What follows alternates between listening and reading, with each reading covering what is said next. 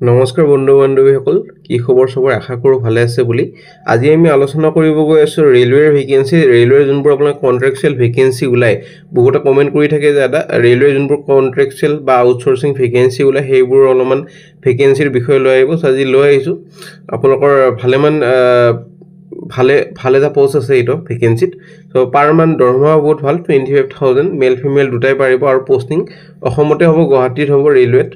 so আপোনালোকৰ ভালকে ভিডিওটো চাওক মই গটেকেটা পইণ্টে বুজাই দি আছো কেনেদৰে এপ্লাই কৰিব কেনেদৰে আপোনালোকৰ সিলেবাস হ'ব এক্সামৰ এজ ক্ৰাইটেৰিয়া সিলেকশন প্ৰসিডিউৰটো কেনেদৰে হ'ব আপুনি জানে ৰেলৱেৰ পাৰ্মানেন্টৰ কাৰণে এক্সাম হয় এটোটো এটা এক্সাম হ'ব কোৱালিফিকেশন কি লাগে গটেবোৰ ভালদৰে ইনফৰমেশন কিনি বুজাই দিম লগতে এপ্লিকেশন ফৰ্মখন কত পাব হেইটোৱে বুজাই দিম মই খালি অলপমান ভিডিওটো ধৈৰ্য ধৰি চাওক যাতে গটেবোৰ ইনফৰমেশন ভালদৰে বুজি পায় আৰু কোনোবা বন্ধু বান্ধৱীয়ে যদি জব এডভাৰটাইজ কৰিব খোজে আমাৰ চেনেলত মেইল কৰিব পাৰে খালি জব কনসালটেন্সিতে মেইল নকৰে আৰু আপোনালোকৰ অনলাইন এপ্লিকেশন ইনভাইট কৰা হৈছে ডাটা এন্ট্ৰি অপাৰেটৰ কন্ট্ৰাকচুৱেলৰ ভেকেন্সি আৰু গুৱাহাটী বেচ ৰেলৱে ক্লেম ট্ৰিবিউনেলৰ পৰা আহিছে এটো আৰু কোৱালিফিকেশন খালি গ্ৰেজুৱেচন হল আৰু দৰমহাটো 25000 সো বহুত এটা ভাল দৰমহা আপোনালোকৰ এটো চাকৰিত পাব ডাটা এন্ট্ৰি অপাৰেটৰ আৰু আপোনালোকৰ কিছুমান পইণ্ট দি আছে এজ লিমিট দি আছে গটেবোৰ আমি আলোচনা কৰি লওঁ ভালদৰে কোৱালিফিকেশন গ্ৰেজুৱেচন লাগিব লগতে মিনিমাম এজ আপোনালোকৰ 22 ইয়াৰ্স হ'ব লাগিব ম্যাক্সিমাম 35 ইয়াৰ্স হলে এপ্লাই কৰিব পাৰিব তো 22 পৰা 35 ইয়াৰ্স হলে এটো চাকৰি কাৰণে এপ্লাই কৰিব পাৰিব লগতে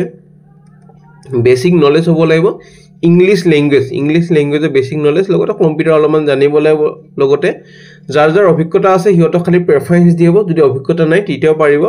খালি যাৰ অভিজ্ঞতা আছে 2 বছৰ হিয়তো খালি প্ৰেফাৰেন্স এটা দিয়া হ'ব স্যালাৰি মই কলো আপোনালোকক 25000 পাৰ মান্থ পাব আৰু আপোনালোক যদি এবসেন্ট কৰে তিতে অলপমান কাটিব পাৰে সো এবসেন্ট কৰিলে এপ্লিকেশন দিব লাগিব তিতা নাকাটিব চাগে এবাৰ হুডি লব যেতিয়া চাকৰিটো জয়েন কৰিব 8 ঘণ্টা ডিউটি হ'ব আপোনালোকৰ 9:30 পৰা 6টা বজালৈ লগতে হাফ এন আৱাৰ এটা ব্ৰেক পাব লাঞ্চ ব্ৰেক 1:30 পৰা 2টা বজালৈ সো আপোনালোকৰ আধা ঘণ্টা লাঞ্চ ব্ৰেক পাব লগতে আপোনালোকৰ ডিউটি টাইমিং হ'ব 9:30 পৰা গধূলি 6টা বজালৈ সো ইটোৰ কাৰণে আপোনালোকৰ কেন্ডিডেটজনে যাতে কোনো লিক নকৰে কনফিডেন্সিয়েল ইনফৰমেশনবোৰ যেহেতু এটা আপোনালোকৰ লিগ্যাল সেল হয় ৰেলৱেৰ সো আপুনি যদি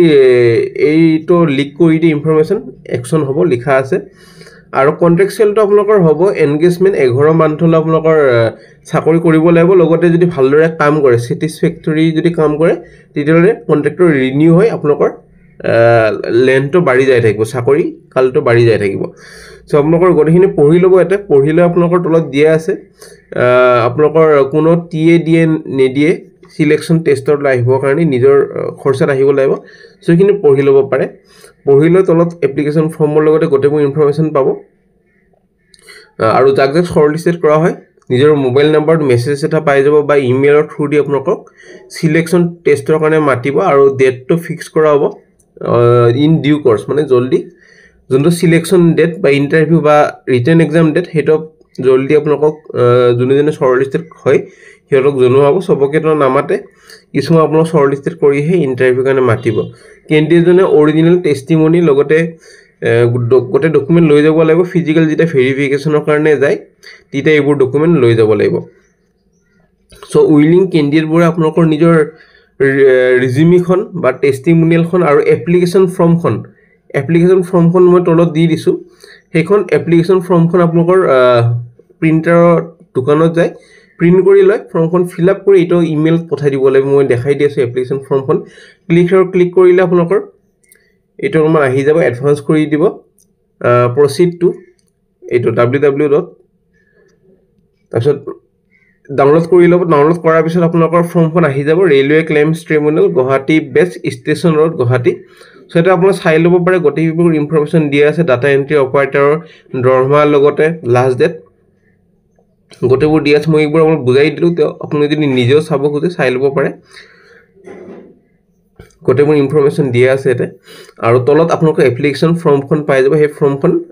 দোকানত যায় প্ৰিন্ট কৰি লব আপোনাৰ এপ্লিকেশন ফৰ্মখন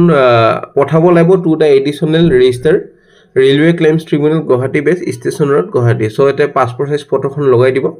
লগতে সেলফ এটেচ কৰি দিব ফটোখনৰ ওপৰত নিজৰ সিগনেচাৰ বা নামটো লিখি দিব এটা নিজৰ নামটো লিখিব ব্লক লেটাৰত তাৰপিছত ফাদাৰ বা husband name date of birth correspondence address এটা প্ৰেজেন্টলি ক'ত আছে পাৰ্মানেন্ট এড্ৰেছ পাৰ্মানেন্ট ঘৰৰ এড্ৰেছটো দিব মোবাইল নাম্বাৰ ইমেইল আইডি আৰু এডুকেশ্যন কোৱালিফিকেশ্যন গোটেইবোৰ দিব এতে কোনটো ইউনিভাৰ্সিটি কোনখন কলেজৰ পৰা পাছ কৰিছে ডিগ্ৰী ডিপ্লোমা কি আছে ইয়াৰ পাছিং এক্সপেৰিয়েন্স যদি আছে এক্সপেৰিয়েন্সখিনি লিখি দিব গোটেইবোৰ ইনফৰমেশন ভালদৰে লিখি দি আপোনালোকৰ কোনটো জায়গাৰ পৰা ফৰ্ম ফিল আপ কৰিছে যদি গুৱাহাটী আজিৰ ডেটটো দি দিব বা কালিৰ ডেট যোনদিনা ফৰ্মখন সাবমিট কৰে সেই দিনা লগতে আপোনালোকৰ সিগনেচাৰটো এটা কৰি দিব তাৰপিছত আপোনাৰ নিজৰ নামটো লিখি দিব নামটো লিখি দি ইমেইলত পঠাই দিব লাগিব ইমেইল দি আছে এতে উইলিং ক্যান্ডিডেট মেনশন কৰাই আছে may mail their application in prescribe proforma attest herewith scan copies of testimonial আৰু এক্সপেৰিয়েন্স সাৰ্টিফিকেট সো আপোনালোকৰ যেমানবোৰ এডুকেশ্যন কোৱালিফিকেশ্যন আছে ক্লাছ 10 ৰ পৰা ডিগ্ৰী লেভেললৈ গোটেইবোৰ স্ক্যান কৰি এপ্লিকেশ্যন ফৰ্মখনৰ লগত এটেচ কৰি দিব লাগিব লগতে এক্সপেৰিয়েন্স সাৰ্টিফিকেট যদি আছে হেখনো এটেচ কৰি দিব লাগিব সো লিখা আছে আৰু ফৰ ডিটেইলছ আপোনালোকৰ ভেৰিফাই যদি কৰিব খোজে জবটো এটা চাব পাৰে ওয়েবসাইটত দিয়া আছে 29 মেৰ ভিতৰত এপ্লাই কৰক এটা আপোনালোকে চাই ল'ব পাৰে এটা আপোনালোকৰ আহি গৈছে এটো ৰেলৱেৰ অফিচিয়েল ওয়েবসাইট এটো কোনটো আপোনালোকৰ 2 নম্বৰই নহয় এটা চাই ল'ব এটো আহি গৈছে গুৱাহাটীৰ কাৰণে 6 নম্বৰেৰে এপ্লাই কৰিব পাৰিব সো ফ্ৰেন্ড আজিলৈ মানে যদি ভিডিওটো ভাল লাগিলে এটা লাইক কৰি দিও আগলৈ কি ভিডিও বিচাৰিছে কমেন্ট কৰি জনাব আগলৈ ভিডিওবোৰ চাই থাকিব আৰু কিবা যদি বুজি মানে কমেন্ট সেকশনত সুধিব পাৰে মই ৰিপ্লাই দিব চেষ্টা কৰিম আজিলৈ মানে আগলৈ ভিডিওবোৰ চাই থাকিব